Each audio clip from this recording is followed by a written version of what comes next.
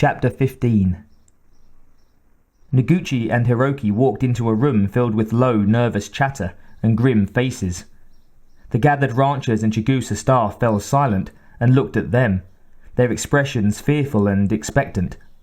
The rec center was packed, but suddenly 100+ people didn't seem like so many. Noguchi cleared her throat. "Before we start, is everyone here?" Mason stood from his seat near the door and read from a piece of paper. "Everyone except Ikeda, both Reveners, 3 Ops people, 2 of Marionetti's people who are on their way, and the Sheldons. Oh, and the Barkers haven't answered yet." Noguchi nodded. "Ikeda will be here shortly, and Miriam Revner is tending to Bobby Sheldon." A slender blonde woman called out from the back corner of the room, her voice tinged with worry. "Is it true? About the Sheldons?"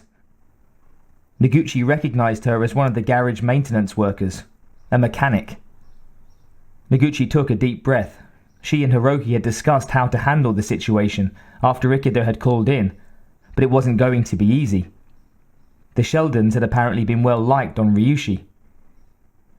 "I'm not sure what you've heard, but I'll tell you what we know," she said. She consciously kept her voice low and firm. Panic in the crowd would help no one. Approximately 2 hours ago, Bobby Sheldon came into town on a flyer, alone. He said that his parents had been killed by a group of XT life forms. Just before he arrived, Spanner and Ikeda found an injured being in Iowa Gorge that is currently unconscious in the med center. Bobby Sheldon identified this being as similar to the life forms that killed his parents. Noguchi took another deep breath. "When we were unable to reach Mr. and Mrs. Sheldon by radio, we sent Ashley Ikeda on a flyby. I'm sad to report that she just called in with the news that the Sheldon house is in flames and their breeding stock has been slaughtered. We must assume that an attack is imminent." There was a slight murmur through the crowd. A few people coughed. A few children started to cry softly. Lauren Gaunt, one of the Ops screen watchers, stood and raised his voice to be heard above the uneasy group. "So what are we going to do with the thing in the med center? And what is it, exactly?" Several others nodded. Hiroki stepped forward. "At this time we know very little about the creature currently in Miriam Revner's care. It is a large humanoid being, unlike anything previously registered in the EXT guide. It is under restraint, and has shown no signs of recovering so far, although Revner doesn't seem to think it's in critical condition." "You mean you haven't killed it?" Gaunt sounded incredulous. "After it murdered Bob and Sylvan?" A couple of others called out agreement. Noguchi raised a hand for silence. "The creature in the med center was not involved in their deaths. The time frame—" "Fuck the time frame!" said Gaunt. "For all we know, that thing was responsible for sending its buddies out to murder them." The calls of agreement were shouts now. Noguchi felt that spark of anger that she'd had for Ackland. She clapped her hand sharply above her head and yelled, "Be quiet!" The room quieted. An infant howled loudly in the back and was soothed by its mother. "Perhaps, if we all panic and turn ourselves into mindless animals, we'll get out of this situation. Who else wants to add to the problem?" Her voice carried well. She could feel her cheeks flushed with anger and was gratified to see that Gaunt's were also red. He dropped his gaze to the floor and didn't speak again. Noguchi nodded. She had everyone's attention. A young boy raised his hand. "Yes." "Is Bobby okay?" The boy was no more than 12. His voice was high and shaky, obviously upset by the situation. His father placed a hand on the child's shoulder. She nodded and attempted to smile. "He has a sprained ankle and is in shock, but he'll be all right. Squires has agreed to watch him for a while." Noguchi motioned at the young teacher who was chewing nervously at her lip. She scanned the room, watched the fearful crowd with a calm eye. "This is bad, but we will handle it." She felt in control. For once, the people of Ryushi looked to her to tell them what to do. She wouldn't let them down. "If we could hold other questions for a few moments, I'll tell you what we propose. Mr. Shimura is in charge of security. All able-bodied personnel will be expected to take a shift on watch, and anyone not on duty will remain within the main complex. First, we'll do what we can to barricade the town with the cargo crates from the move here." She nodded at Mason. "Mason here will head up that maneuver. Anyone trained on lift equipment will report to him after the meeting. There is a 33-hour curfew in effect as of now. No one will go anywhere alone unless they've cleared it with me or Hiroki, and it will have to be a good reason. Those of you with weapons, please list them with Spanner ASAP. Ben Davidson and Jess Johnson have volunteered to show our younger members holovid graphics at the school this afternoon, so meet with them afterward for specific times." People nodded. She could almost feel the fear in the room become less tangible. It was a good thing to remember that most crises just needed some organization and clear thinking to be handled effectively.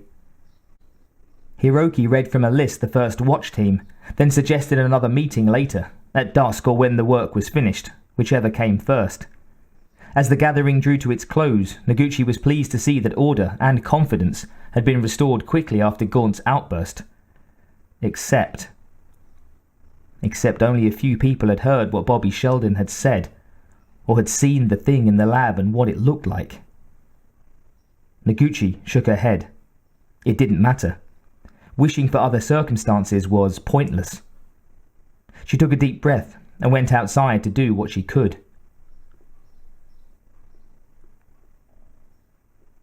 Twilight was almost there when it occurred to Noguchi that she hadn't heard back from Collins. Under Hiroki's capable direction, they had set up an admirable line of defense. The house-sized moving crates had been lined up around the perimeter of the compound quickly. With the willing aid of both the ranchers and the staff, the work had been neatly done. A copter crew had made runs to fetch all of the weapons listed by the ranchers. Noguchi had felt her heart sink at the inventory. 27 scatterguns, 10 pistols, earmarked for a police force that had never been needed, and 6 old-fashioned flare guns. There were also a few hunting rifles and handguns. Not much. She sat in the ops center, hunched over a cup of black coffee that was barely tepid. Her body ached from all of the work. Hiroki had insisted that she take 5, and she was only too glad to comply. Hiroki was going to take a team to walk the compound and secure any place they had missed. Around her, 4 staffers watched screens. Noguchi was exhausted, and there was still too much to do, too many variables to consider. Like the Lecter. Noguchi straightened. The crew outside was just finishing up, and another meeting was coming up within the hour. But had she seen anyone from the ship? That obnoxious Conover? "Weaver, have you seen Collins anywhere?" The tall, dark-haired staff woman looked up from her console. "No, I haven't at least. Downey, have you seen Collins?" Sid Downey shrugged. No one's seen him since he went to talk to the Lecter's people. Noguchi sighed and stood up reluctantly. "Any progress?" Downey shook his head. "The Barkers still don't answer, and Dr. Revner refuses to be moved from the main building. Other than that, everyone is accounted for." Noguchi patted him on the shoulder as she walked towards the door. "Keep up the good work. I'm going to talk to the Lecter folks, see if they've kidnapped Collins." She almost collided with Hiroki in the doorway. "Where are you going?" Hiroki looked like she felt. Dark smears of dust painted his face, and his eyes looked weary and old. "Collins still hasn't come back from the ship. I'm going to find out what's going on with them. But first, I'm going to see if I can talk some sense into Dr. Revner." Hiroki frowned. "It's not safe, Machiko." His tone was gentle. She felt oddly touched by his concern, but she was also tired of not knowing what the hell that ship was up to. "Someone has to go. May as well be me." Hiroki looked at her seriously for a beat, and then unhooked his holster strap. He handed the revolver to her, but first. I see you've made up your mind. But take this. It's a 12.5mm Smith. It belonged to my grandfather. It's loaded with jacketed bullets for hunting big game. She stared at the weapon. He pushed it into her hands. If you have to shoot something, make sure it has a thick wall behind it. These bullets will go right through a Rinth. I'll call the sentries and let them know you're on your way. Noguchi accepted the weapon gingerly and nodded. She knew how to shoot, of course. It was SOP for off-world execs to take a course. Never knew what you'd run into out here on the frontier. For once, the company was right. Fine. Have Weaver set up the sat-link as soon as the sun's set, and ask them to cut a deal for marine support. She smiled tiredly. And thanks, Hiroki. Be careful. He smiled in return. You're doing a good job, Machiko. She walked into the late afternoon heat and headed for the med center, her thoughts jumbled with exhaustion. There was still a crew of a dozen or so outside, setting the final walls into place. Amazing that in the space of one day they'd gone from a peaceful town to an armed camp. The gun was heavy in her hands. She paused long enough to strap the holster on and settle it onto her hip. Still heavy, but comforting. She wanted desperately to believe that these measures were needless, but her gut told her otherwise. Tired though she was, there was a chilling certainty in her bones that tonight would be a long one, and come morning, things might be very different. Miriam watched the stats on the screen with something like awe. She was glad to have something to do besides worry over Kazar, and the alien was distracting, to say the least, now that Bobby was gone. Her stomach tightened at the thought of her husband.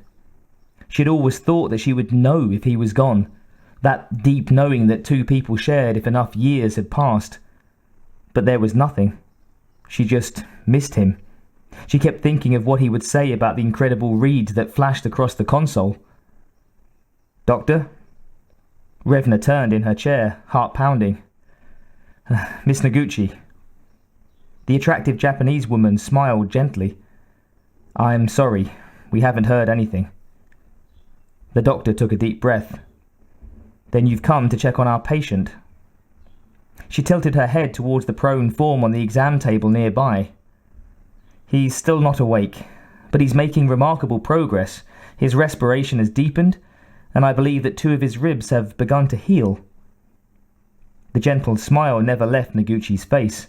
The obvious sympathy there made Revna want to cry, so she turned back to the screen.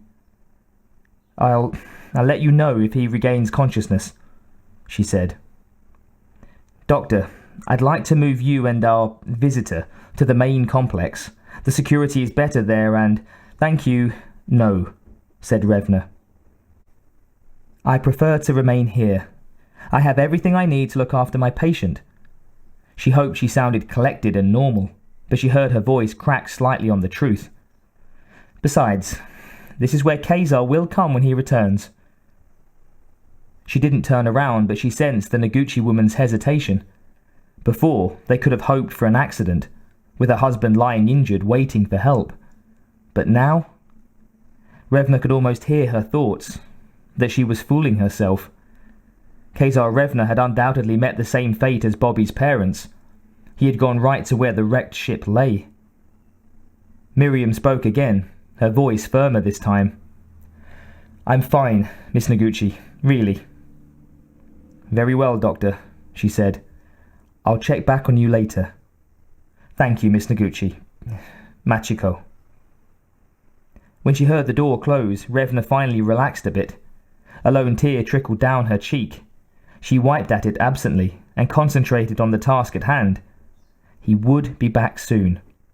And if he wasn't, she would find him somehow. Mason rolled his head and yawned. He and Riley had run out of things to say about 20 minutes ago. The initial adrenaline of the situation was long gone, and their nervous small talk had disintegrated into a watchful silence. At least it wouldn't get any hotter today. The suns were headed down, and in another hour or so he and Riley would be inside drinking beer and shooting the shit. He pitied the next watch, Being out here after dark would be a bitch. Hi, Riley. Hi, Mason. The boss lady walked towards them smoothly, a smile of greeting on her lips. Speak of the devil. Riley nodded back, and Mason stepped forward. He dropped his cigarette on the dusty ground and squashed it with one boot. Ms. Noguchi, he said politely. Mr. Shimura said you were coming. I'm to escort you to the lector? Let me guess, Mason. Hiroki ordered you to follow me even if I declined your escort. Yes, ma'am. She nodded and sighed. Well, come on then. She stepped ahead of him and headed towards the ship. Mason glanced over his shoulder to see Riley grinning at him and shot him the finger. Smarmy bastard. He jogged to catch up to Noguchi and walked in front of her. This would be a prime opportunity to tell the management what he'd been thinking. You know, I think we're worrying too much. I mean, look at the size of the complex. You'd need an army to attack, right? He looked back at Noguchi and stopped at the base of the ramp for her to catch up. She didn't answer, didn't even look at him really. He might as well be talking to a block of plasticrete. I think those XTs are going to take one look at Prosperity Wells and go back home, he continued. Fuck her anyway. He stepped into the open door at the top of the ramp and pointed his scattergun at nothing in particular. It was dark in there. He took another step inside and then turned his head to call back to the Ice Queen. Just give me a second to get the lights. He edged just to the left and groped blindly with one hand. Something wet dripped on his hand. Hey, he said under his breath. Another drop of warm liquid splashed the top of his head. Fucking disgusting. Where was the goddamn light switch anyway? He got the impression of sudden movement overhead, and then there was only pain. Noguchi stood at the top of the ramp and listened to Mason babble mindlessly. Mason was something of a jerk, that was certain. He stepped into the dark and fumbled for the lights, still chattering away. She turned to look at him, just in time to see him lifted straight up into the darkness. There was a strangled, wet cry, and the darkness rushed forward to greet her, a dozen arms and 1,000 teeth, all screaming, all hungry.